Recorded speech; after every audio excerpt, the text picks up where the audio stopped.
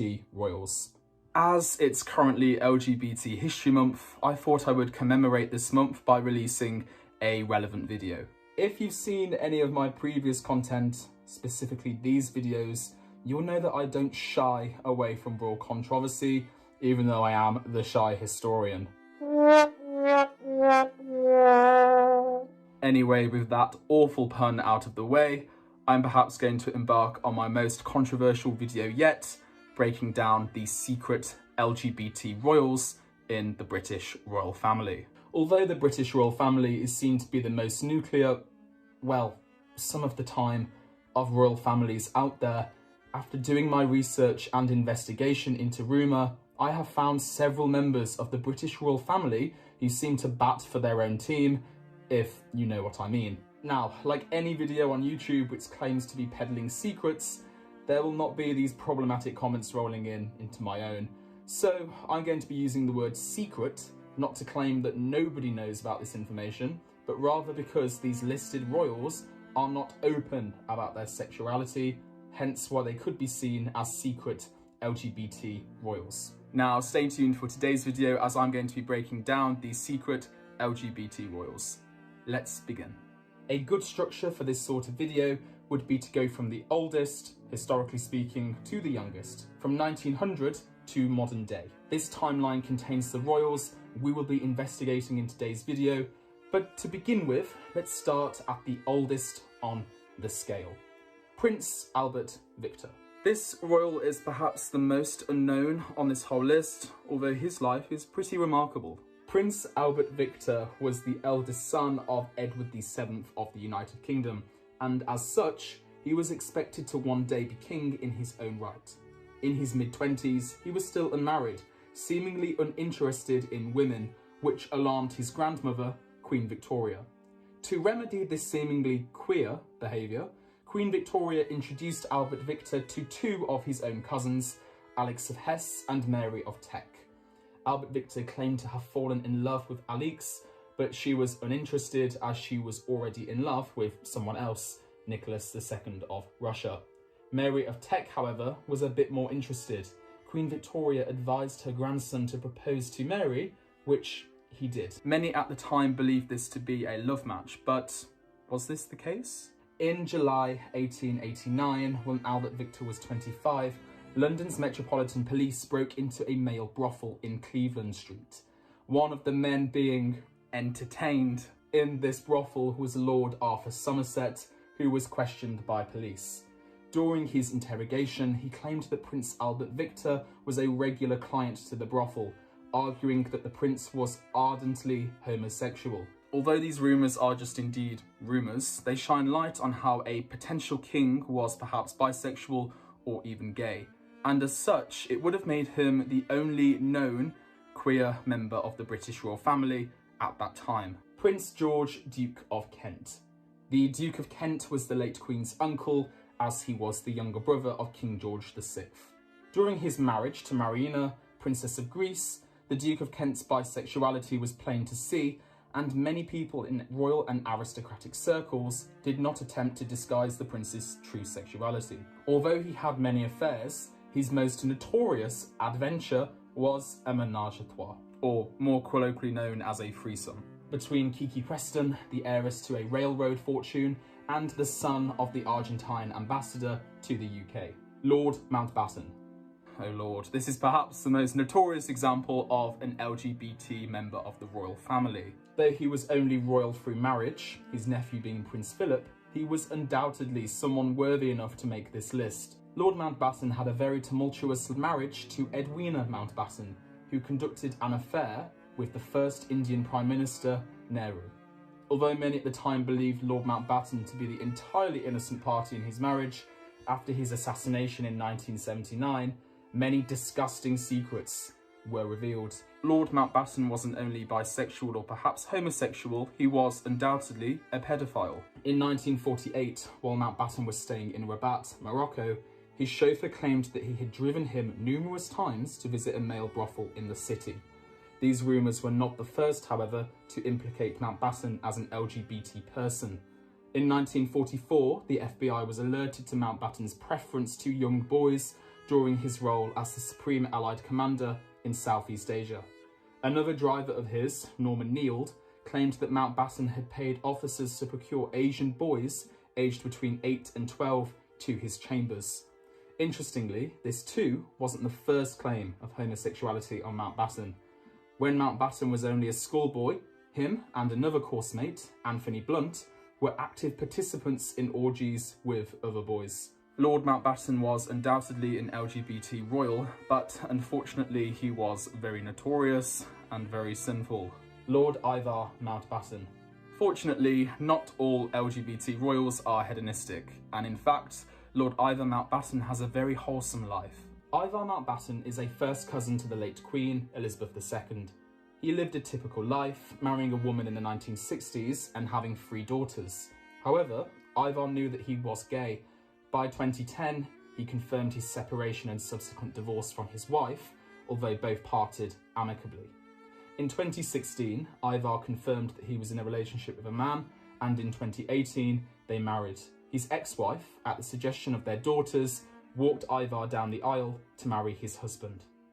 Lord Ivar is presently the first and only out member of the royal family, but rumours are currently circulating about another member of the royal family who is perhaps already too known to many. Prince William. Yes, Prince William is in fact in many circles regarded as an LGBT royal. However, unlike the other royals listed, who are almost always homosexual or bisexual, Prince William potentially ranks as a much more discreet part of the LGBT community, if we can even call it that. Prince William, by all sources, is happily married to Catherine, although rumours circulate in aristocratic circles that Prince William has other romantic interests, but not a full-blown mistress. Interestingly, another rumour circulated in aristocratic circles regards the prince's bedroom preferences. As I do not want to be demonetised, I don't want to divulge into every aspect of Prince William's bedroom practices, but safe to say he is regarded as the Prince of... Now, being into this act does not make you a lesbian, homosexual, bisexual or trans individual, although some may indeed call it queer. And queer is a part of the LGBTQ+ community. And there we have it. All of these secret LGBT royals. I did say this was going to be a controversial what? I did say that this video would be controversial, so keep that in mind.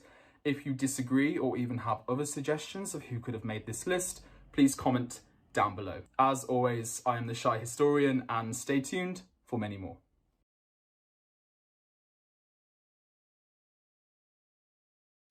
How Charles and Camilla are related. So today's video does not need a lot of explanation. The title is pretty self-explanatory. Now, I covered about a year ago how Charles and Camilla are indeed related to one another. But I realised not many people actually know this. It seems to be an open secret in many royal and aristocratic circles, yet for the everyday person, the close relationship between Charles and Camilla, and I'm not talking about their marriage, seems to elude them. So in today's video, I'm going to be breaking down how Charles and Camilla are actually related.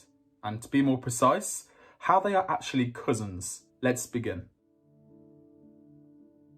So before we actually start this video properly, there is something very bizarre I have to mention about this channel. It turns out that 95% of you guys are not subscribed, which is crazy. If I had even a half of all my viewers clicking the subscription button below, I would have 400,000 subscribers, which is a dream. So make sure you help support the channel by clicking on that subscription button below, and remember to give the video a like if you enjoy. Now, with all of that out the way, let's finally begin today's video. To fully unpack this story, we need to go back to when Charles and Camilla were born in 1948. Well, actually, we need to go even further than that, to the year 1898, before Queen Victoria passed away. Her heir and eldest son, the future Edward VII, was a cad to say the least. Seriously, he had an army of mistresses during his life. By 1898, however, he had a new mistress in his eyes, the Lady Alice Keppel. Now, Alice Keppel wasn't anything new for the royal family or the aristocracy, although the British public had no idea who she was, since the British press were banned from showing her face or even mentioning her explicitly as Edward VII's companion. By 1899, however, Alice Keppel was firmly Edward's sole mistress, and soon she found herself pregnant. This pregnancy is perhaps the most important detail of today's video, so please keep this in mind. You see, by the time Alice fell pregnant, she likely stopped having sexual relations with her own husband. After all, she wasn't around him very much at all, as she was instead with Edward VII. This makes Edward VII the likely father of Alice's new baby, named Sonia. When Sonia was born, she had a relatively short time with her unnatural father, King Edward, as he died when she was only 10 years old in 1910. Upon his death, he left Alice Keppel a considerable fortune, including a house in Italy, the same one frequented by Charles and Camilla some 80 years later. So, who is Sonia Keppel, and why does she link the fact that Charles and Camilla are cousins? You see, Sonia Keppel is the grandmother of Queen Camilla, meaning that Edward VII is highly likely the great-grandfather of Queen Camilla, meaning Camilla has secret royal blood.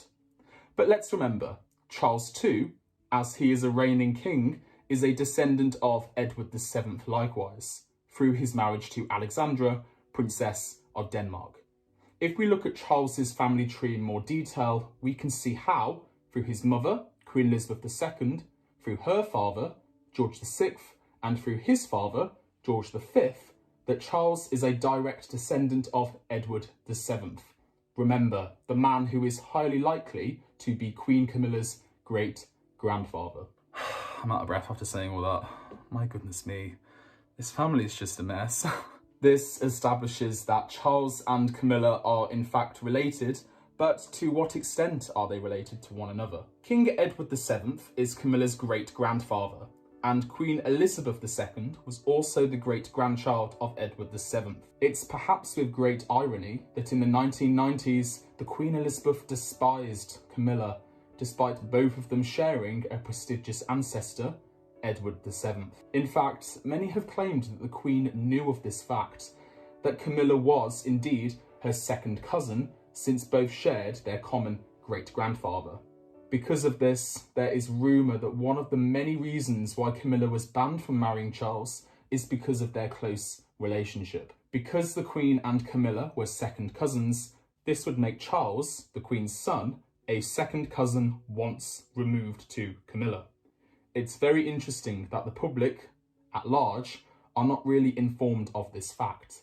Many at present, however, would like to see a DNA test of Camilla and Edward VII to confirm the likely rumour. However, this is very unlikely to occur. After all, why would a king want to confirm that his wife is indeed his own cousin? Funnily enough, Charles and Camilla visited the villa that Edward VII bought for Alice Keppel, meaning that both undoubtedly know their ancestors' relationship, but many wonder if they too know about the likely possibility that Camilla is a great-granddaughter of Edward VII.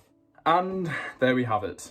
A broken down, partly concise explanation of how Charles and Camilla are related, or to be more precise, how they are second cousins. Did you already know about this open secret? If so, please let me know in the comments section down below how you came across this fact.